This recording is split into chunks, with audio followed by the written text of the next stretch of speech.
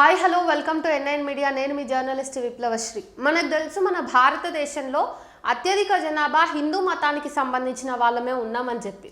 అయితే గత 10 ఏళ్లుగా బీజేపీ ప్రభుత్వం ఎన్నిక అయిన తర్వాత బీజేపీ పాలనలో మన భారతదేశాన్ని ఒక హిందూ దేశంగా మార్చే కుట్ర నడుస్తూ ఉన్నది.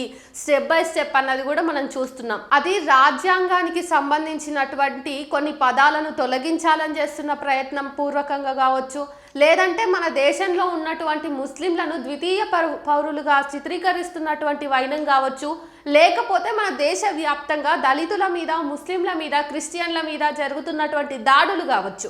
అయితే ఇవన్నీ చూసినప్పుడు మనకి ఖచ్చితంగా బీజేపీ పాలనలో ప్రతిసారి కూడా దళితులు అత్యంత దారుణంగా హింసించబడుతున్నారనే విషయాన్ని కూడా మనం గ్రహించవచ్చు. ఈ నేపథ్యంలో నేను రీసెంట్గా ఒక వార్తని కొంచెం లేటుగా చూశాను, కానీ చూసిన వెంటనే నాకు చాలా దిగ్భ్రాంతి కలిగింది. ఎందుకు, ఏ ధైర్యంతో ఈరోజు మన భారతదేశంలో దళితులను, ముస్లింలను ఇంత చులకనగా చూస్తున్నారు, ఎందుకు వీరి పట్ల ఇంత వివక్ష ఎదుర్కొంటున్నాం ఈ రోజుల్లో కూడా అనేది నాకు చాలా బాధ అనిపించిన సంఘటన.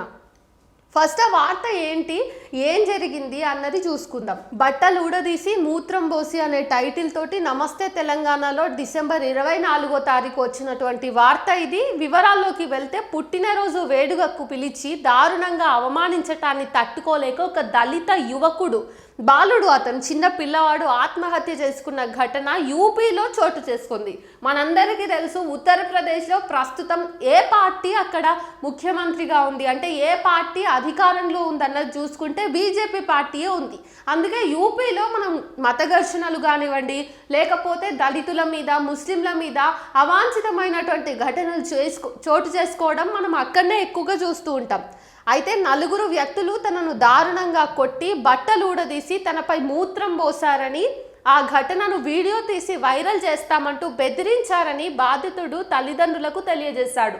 వివరాల్లోకి వెళ్తే, యూపీలోని బస్తీకి చెందిన 17 ఏళ్ల యువకుడు ఈ నెల 20వ తేదీన తన ఒక పుట్టినరోజు వేడుకకు వెళ్ళగా అతనిపై 4 దారుణానికి దిగారట.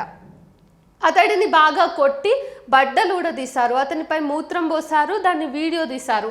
అనంతరం తమ ఉమ్మిని నాకాలంటూ అతడిని బలవంతం చేశారు. ఆ వీడియో డెలీట్ చేయమంటూ బాధితుడు ఎంత మొత్తుకున్నా కూడా వారు వినలేదు. దాంతో అతడు ఇంటికి వచ్చి తల్లిదండ్రులకు ఈ విషయాన్నంతా చెప్పి ఊరేసుకుని ఆత్మహత్య చేసుకున్నాడు. అతని మృతదేహాన్ని తల్లిదండ్రులు స్థానిక పోలీస్ స్టేషన్కు తీసుకువెళ్ళి ఆందోళన చేసినా కూడా పోలీసులు కేసు నమోదు చేయలేదు. దీంతో వారు బస్తీ ఎస్పీ కార్యాలయం ఎదుట మృతదేహాన్ని ఉంచి ఆందోళన చేయడంతో ఆయన స్పందించి కేసు నమోదు చేశారు. నిందితుడిపై కఠిన చర్యలు తీసుకుంటామని డీఎస్పీ ప్రదీప్ కుమార్ త్రిపాఠి చెప్పారు. సో ఇట్లాంటి వార్తలు మనం రోజు న్యూస్ పేపర్లు తిరగేసినప్పుడు దళితుల మీద ఎన్నో ఘటనలు జరుగుతూ చదవాల్సి వస్తుంది. దళితుడు చిన్న చిన్న పొరపాట్లు చేస్తే కొట్టి చంపడం కావచ్చు, లేదంటే దళితుడు నీళ్లు తాగినందుకు, లేదంటే దళితుడు తన పెళ్లిని ఘనంగా జరుపుకోవాలనుకున్నందుకు గాను, ఇట్లా చిన్న చిన్న కారణాల వల్ల, కొన్నిసార్లు అసలు ఏ కారణము లేకుండా కేవలం అగ్రవర్ణాల ఆధిపత్యం వల్ల, వాళ్ళ పొగరు వల్ల, ఈ కులాన్ని బట్టి దళితులకు శిక్షించడం కానీ, వాళ్ళ మీద అమానుష ఘటనలు చోటు చేసుకోవడం కానీ జరుగుతూ ఉన్నాయి. మరీ ముఖ్యంగా మన భారతదేశంలో బీజేపీ పాలిత రాష్ట్రాల్లో ఈ ఘటనలు ఎక్కువగా నమోదవుతున్నాయి. ఈ విషయాన్ని మనం ఎందుకు బాగా గుర్తించుకోవాలి, దళితుల సమస్యలని, ఇంకా ముస్లింలకి బీజేపీ పాలనలో ఎదురవుతున్నటువంటి సమస్యల్ని అంటే, ఖచ్చితంగా బీజేపీ ప్రభుత్వం తన ఎజెండానే మనుధర్మాన్ని తీసుకొని రావాలి, అట్లానే రాజ్యాంగాన్ని పక్కకు తొలగించాలనే ఒక ఎజెండాతో ఉన్నది. కాబట్టి నిజంగా మనుధర్మం వస్తే గనక కేవలం ఈరోజు మన భారతదేశంలో రాజ్యాంగమే అమలులో ఉన్నప్పటికీ కూడా, ప్రతి మనిషికి సమాన హక్కులు ఉన్నప్పటికీ కూడా, మన దేశంలో దళితుల పరిస్థితి, ఇంకా అట్టడుగు వర్గాల పరిస్థితి ఇంత దారుణంగా దిగజారుతున్న అవస్థలో ఉన్నప్పుడు, ఒకవేళ బీజేపీ మళ్ళీ ఎలక్ట్ అయ్యి మళ్ళీ అధికారంలోకి వచ్చి ఖచ్చితంగా తన ఎజెండా అయినటువంటి రాజ్యాంగాన్ని తొలగించి మనుధర్మాన్ని వాళ్ళు పెట్టినట్టయితే ఇక మన పరిస్థితి ఎట్లా ఉంటుందో ఒకసారి ఆలోచించాలి. ఇవన్నీ కూడా గుర్తుపెట్టుకుని మాత్రమే మళ్ళీ మనం నెక్స్ట్ టర్మ్లో వాళ్ళకి అసలు అధికారం ఇవ్వకుండా జాగ్రత్త పడాలి. అయితే ఈ విషయంలో ఖచ్చితంగా యూపీ ప్రభుత్వము తగిన రీతిలో స్పందించి ఆ బాలుడి కుటుంబానికి న్యాయం చేయాలని చెప్పి N9 మీడియా డిమాండ్ చేస్తూ ఉంది.